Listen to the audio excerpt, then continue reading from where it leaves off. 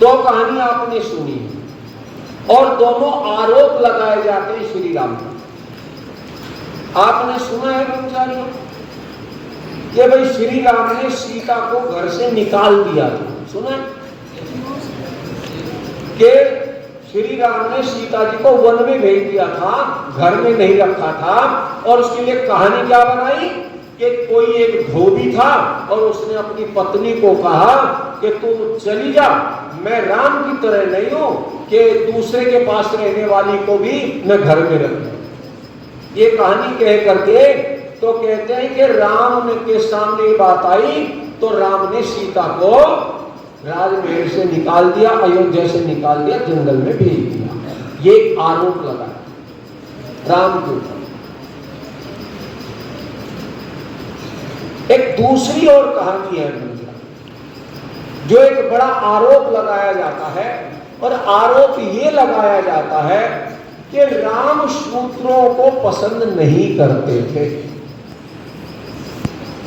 और वहां एक व्यक्ति का नाम दिया, कहते हैं कोई शूद्र एक ऋषि हो गया था, तपस्या कर रहा था, उसका नाम शंभू था।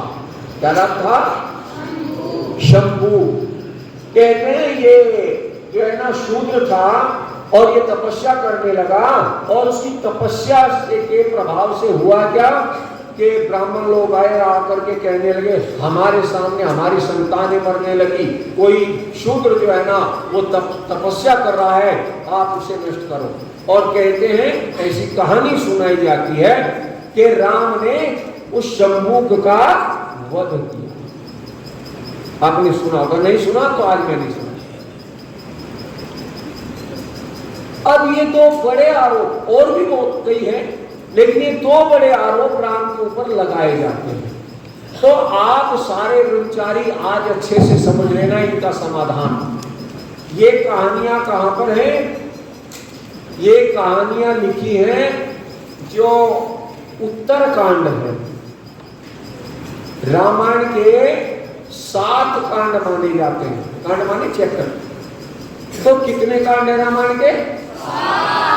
जो वाल्मीकि रामायण है वो इतिहास है और उसके 7 कांड कहे जाते हैं। पर याद रखना, वाल्मीकि ने 7वां कांड उत्तरकांड नहीं लिखा। वाल्मीकि ने 6 कांडों में रामायण को लिखा था, और जब राम राजा हो गए उसके बाद की चर्चा वाल्मीकि ने नहीं की, क्योंकि उनका शासन बढ़िया चलने लगा।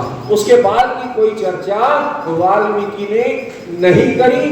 बहुत बाद में मध्य काल में आकर के किन्हीं लोगों ने, जैसे हमारे बहुत से साहित्य में प्रक्षेप हुआ, मिलावट हुई, उसी प्रकार से ये उत्तरकांड किसी ने जोड़ा, और किसने जोड़ा?